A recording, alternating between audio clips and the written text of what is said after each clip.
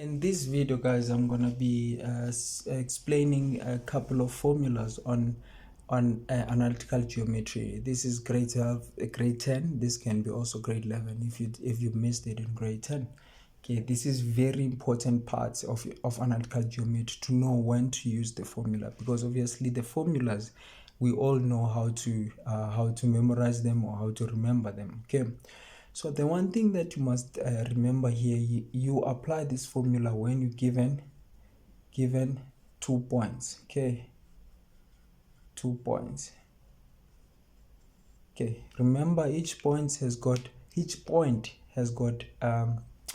coordinates. Okay, y coordinates and x coordinates, or x coordinate and y coordinates. Very important. Okay, again, is if you are calculating the length. Okay, you're calculating the length. Okay, very important to remember that as well.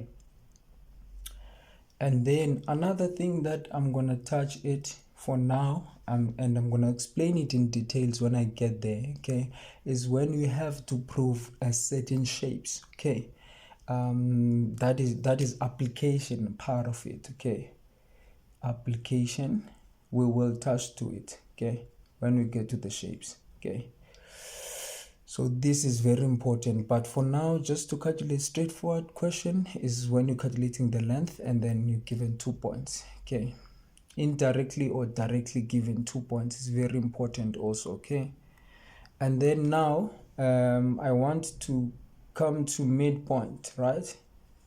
Midpoint formula. Okay,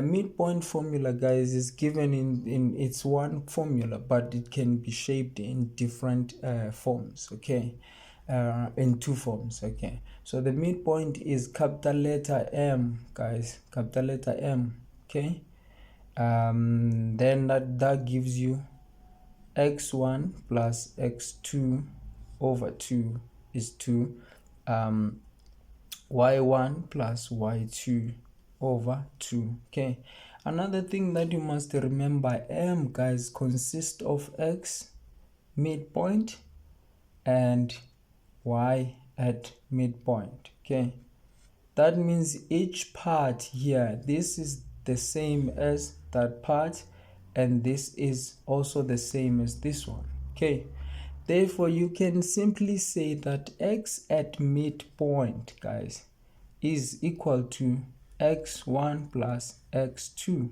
Okay, divide by 2.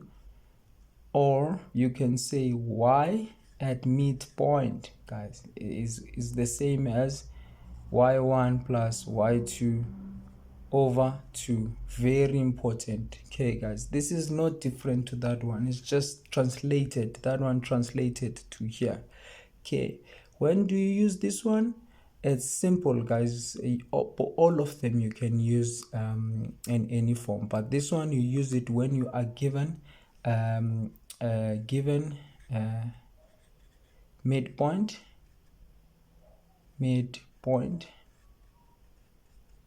Okay, and then that one you apply it when you are given